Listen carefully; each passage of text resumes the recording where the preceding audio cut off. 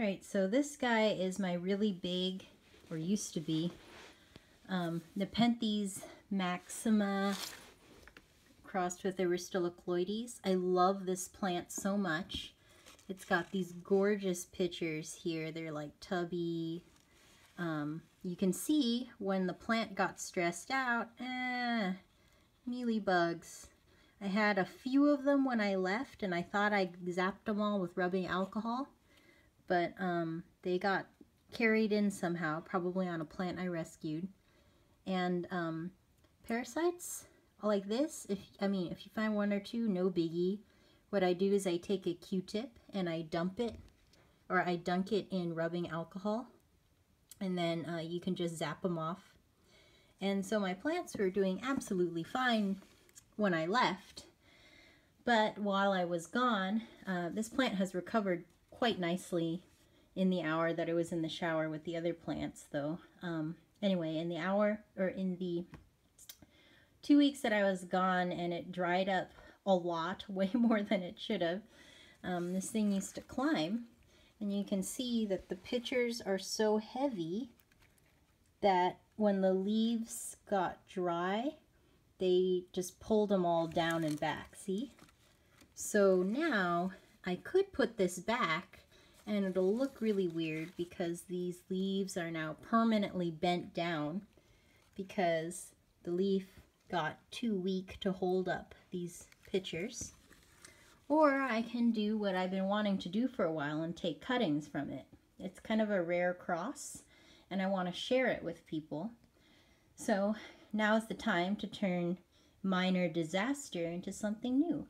And I'm not afraid to take cuttings from it because I have these two lovely basil shoots coming up. They've already got really nice pitchers, see? They're not as big as the regular ones. See, it can't even hold itself up. But yeah, this is ready to go. It's got these nice pictures setting up. So what I've done, got my, sorry, I'm just not that happy with how my plants looked, among other things. Anyway, got my basin set up, got some water. Plant looks revived enough to go. It's very turgid. And then what I'm going to do is I filled these guys up with just long fiber sphagnum moss, and I think I'm going to take about 4 cuttings off this thing. So anyway, this is just me trying to turn what is it called? What's the phrase? Lemonade from limes? No, lemonade from lemons, something like that. Anyway, not the best thing you want to see coming back from vacation. So all you Nepenthes heads, Nep heads, yeah, this is me messing up. I should have wrapped all of them in plastic wrap, but honestly, it has been so sunny in San Francisco, and I thought it was just going to be rainy and gloomy while I was gone, and it was for the first 3 days, but then apparently it got super hot and dry, and my plants just got totally desiccated. So hopefully we get some new cuttings from this plant. It's one of my absolute favorite plants, and I want to share it with a couple people at the Bay Area Carnivorous Plant Society, which I never get to go to. It's yet another meeting, but I would love to see this plant in more places in the world. Anyway, see you guys later. Okay, so after double checking to make sure my plant fully recovered, you can see that the leaves and everything's nice and stiff now. It's recovered from its total desiccation pretty much. And the basil shoots look great, and that's what the plant will continue on as, so that looks good. I cut off half to 2/3 of the leaf, and you can see now that the pitchers aren't attached, the stem or the leaves aren't bent back 180 degrees, which is great. So this looks good. It's so sad to see the pitchers come off. These were some of the nicest pitchers, and here's a bunch more in here. Oh my gosh, it's heartbreaking.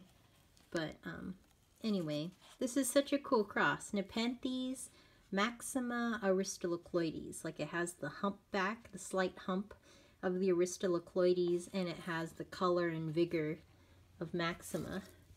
So, oh my gosh, ew, so sad. And you can see these were like filled with digestive juices and all that. It's got the funny like entry, and it's really sticky. My plants, when they're happy, they drool a lot. They drool a lot of nectar, which is probably why I always have 1 or 2 mealybugs milling around. It's just because they love that sticky stuff, that sticky, sappy stuff that these guys drool all the time. But anyway, you know, hopefully something good comes out of this. Hopefully all these cuttings strike. I am following directions from Brad's Greenhouse. He has a great YouTube channel. He works with a ton of really cool Nepenthes species and has really clear, easy to follow directions. So I'm going to put a link to how he does Nepenthes cuttings, which is what I'm loosely following here. So the cutting in Brad's video, the vine, the climbing stem that he used, had really wide spaces in between the nodes. So each one of these is a node. And on his, the space between each of the nodes is like this. On mine, you can see it's quite a bit shorter. So what I've had to do is I always do a straight cut on the top so that I know which one is the top. And then you want to give it at least 1 centimeter before the top node here, where the new growth is probably going to start. Here's my second node. You can see that there's a nice growing point already there, that little bump on the stem. That bud is ready to rock right there. I cut this one short because this one is going to be underground. This is the backup node that he talks about. And then this one I cut through, like right through the middle of a node. Let's see if it'll focus. I cut right through the middle of a node, and then I ripped the leaf off so that he uses like a toothpick and cuts it up differently and stuff. I find that like cutting through a node and then ripping the leaf off works pretty well. So this is what one of my cuttings looks like. So here's the, here's the tip cutting. So this one already has the growth point, right? It's tough because I didn't want to cut off this leaf, so this cutting is enormous just because Nepenthes have long strappy leaves. Anyway, here's the backup node cut short, and then here's the bottom node and the leaf that I ripped off. Okay, so you can see there's a lot of surface area. I just wanted to demonstrate how I plant it one-handed. Hopefully this doesn't go up in flames. So I put a little hole, okay, with my finger, which is about the diameter of, oh, that poor kid upstairs, is about the diameter of my stem. I use Clone X as my rooting gel. I like it because it doesn't come off. This stuff is, I mean, don't mess with it. Like, dip and make sure it doesn't get on your hands. Make sure that the tip is covered, okay, with the rooting cloning gel. It's kind of a purple color. Sorry, this refuses to focus.